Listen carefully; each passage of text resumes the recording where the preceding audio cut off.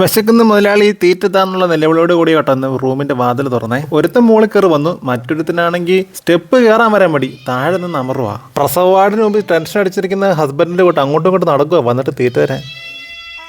വിശന്നാൾ നിങ്ങളല്ലാണ്ടാവും.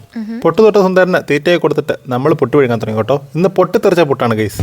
പൊട്ടുകുറ്റിയുടെ ചില്ല് കാണാണ്ട് പോയെന്ന്, അതുകൊണ്ട് എല്ലാം കൂടെ കുടഞ്ഞിട്ട് വേവിച്ച് വെച്ചേക്കുക. എന്നിട്ട് മമ്മിയുണ്ടല്ലോ എന്നോടാ ചോദിച്ചത് നീ ആ ചില്ലെങ്ങാനും എടുത്തായിരുന്നു എന്ന്. പാറക്കുട്ടിയോട് പോലും ചോദിച്ചില്ല, ഞാനല്ലാണ്ട് വേറെ അത് എടുക്കത്തില്ല പോലും.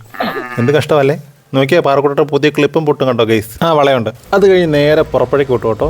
അതിമനോഹരമായ ഗ്രാമീണ ചൈതന്യം തുളുമ്പുന്ന കൊച്ചു ഗ്രാമം. അവിടെയാണ് പാറക്കോട്ടയുടെ ബസ് വരുന്നത്. അവിടെ നിന്ന് കയറ്റി വിടാൻ വേണ്ടി നിൽക്കും അളമ്പേലും കൊണ്ട് ഞങ്ങൾ. പാറക്കോട്ടയും കയറ്റി വിട്ട് ഗ്രാമത്തിന്റെ മനോഹാരിതയും കണ്ട് വീട്ടിൽ വന്നപ്പോഴത്തേനും ആണ്ടേ ശ്രദ്ധിക്കാതെ പോയ ഒരു പൂ വിരിഞ്ഞ് നിൽപ്പുണ്ട്. നിങ്ങൾക്ക് ഈ കക്ഷി അറിയുമോ നോക്കിയേ. പേരൊന്നും എനിക്കറിയത്തില്ല കേട്ടോ. ചെത്തിയുടെ വെറൈറ്റി തന്നെയാണ്. എന്നാ പ്രത്യേകത എന്ന് ചോദിച്ചു കഴിഞ്ഞാൽ നല്ല സ്മെല്ലാണ്.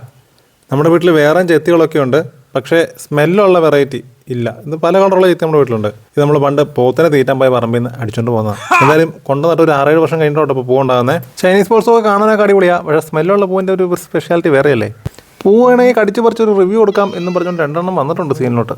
ഞങ്ങൾക്ക് ഫുഡ് കൊടുത്ത് റീൽ എടുത്തില്ല, അതുകൊണ്ട് എടുത്തോളാൻ പറഞ്ഞിട്ടുണ്ട്. വേണം തിന്ന് തരാമെന്നൊക്കെ. കഴിഞ്ഞ ദിവസം മഴ കഴിഞ്ഞിട്ട് പറമ്പിൽ മൊത്തം എല്ലായിടത്തും തളരും പൂവും കായും ഒക്കെ വരാൻ തുടങ്ങി കേട്ടോ.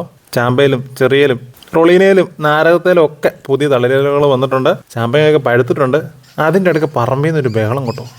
കരികരപ്പടയും അണ്ണാനും കൂടെ മൊത്തത്തിലൊരു ഭീകരാന്തരീക്ഷം സൃഷ്ടിച്ചിരിക്കുക. ഇനി വല്ല കടുവേനം കണ്ടു കാണുമോ? ഭയങ്കര ഭീകരാന്തരീക്ഷം. എന്താ നോക്കിയപ്പോൾ എന്നാ മരത്തിൻ്റെ ചുവട്ടിൽ നമ്മുടെ കുഞ്ഞിരിക്കുന്നത്. എന്തായാലും മക്കളുള്ളതല്ല, ഇനിയൊരു ഹണ്ടിങ് നേച്ചർ അവൾക്ക് കൂടും കേട്ടോ.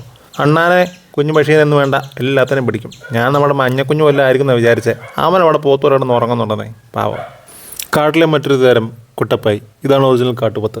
നോക്കൂ, അവിടെ നിൽക്കുന്ന കമ്പും കൊല്ലം ഇപ്പോൾ കുത്തി പറിക്കാൻ അവൻ്റെ പരിപാടി കേട്ടോ. ആ പടം ആഗ്രഹമാണ്. ഞാൻ പറഞ്ഞില്ലേ കൊടുത്താലെന്നൊരു പ്ലാനൊക്കെ വീട്ടുകാർ പറയുന്നുണ്ട്.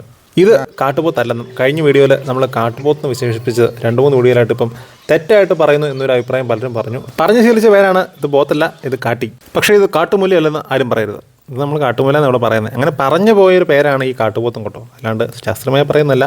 മറ്റൊരു തർക്കം, ഡിഷ് വാഷർ മമ്മി യൂസ് ചെയ്യത്തില്ല, അത് ഫ്ലോപ്പ് ആയിരിക്കുന്ന പലരും കമൻറ്റ് ചെയ്തു. പക്ഷേ നോക്കൂ ഗൈസ്, ഈ 1 ബക്കറ്റ് പാത്രം ഈ പൈപ്പും ചോട്ടിൽ നിന്ന് കഴുകുന്നതാണോ ചുമ്മാ പറക്കി അടുക്കി വെച്ച് കഴുകി കിട്ടുന്നതാണോ ലാഭം? കറണ്ട് ബില്ലൊന്നും ഈ പറയുന്ന പോലെ കൂടുതലൊന്നുമില്ല. അത്രയൊക്കെയുള്ള വിശേഷം. നിങ്ങൾ ഈ കഴുകുമാരെ നോക്കിയിരിക്കുക. അടുത്ത വീഡിയോ കാണാം. അതുവരെ ടാറ്റ. പ്രണയ നിർമ്മലരായിട്ടിരിക്കുന്ന ഗ്രേ ഹെഡഡ് ഫിഷ് ഈഗിളാണിത്.